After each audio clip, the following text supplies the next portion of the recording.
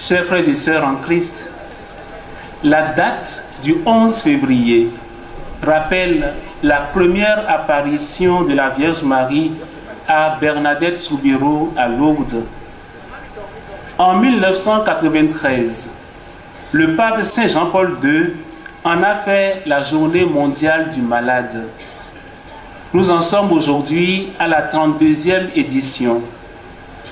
À cet effet, le message du pape François est ainsi intitulé, je cite, « Il n'est pas bon que l'homme soit seul. Soignez le malade en soignant les relations. » Fin de citation.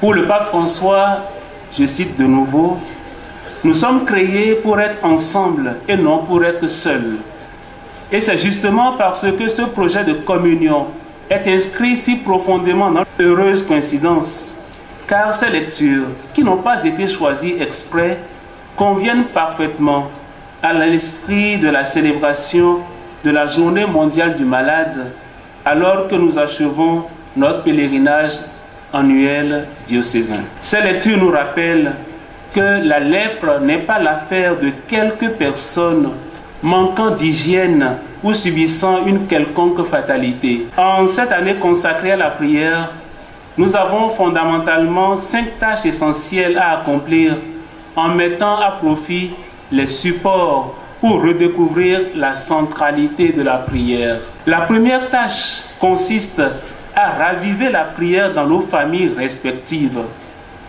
Que chaque famille se donne l'impératif d'une ou 2 rencontres de prière, voire plus par semaine, à défaut des rencontres quotidiennes. La deuxième tâche consiste à introduire dans nos programmes personnels et journaliers des moments de prière, aussi brefs soient-ils, comme les visites au Saint-Sacrement, l'adoration, les dévotions.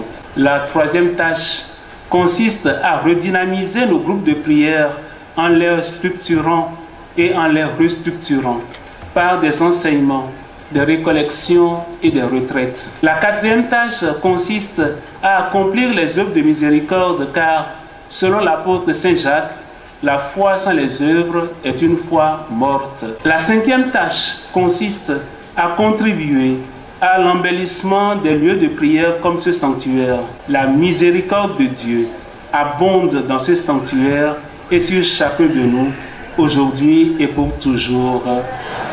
Le Seigneur soit avec vous. Et avec votre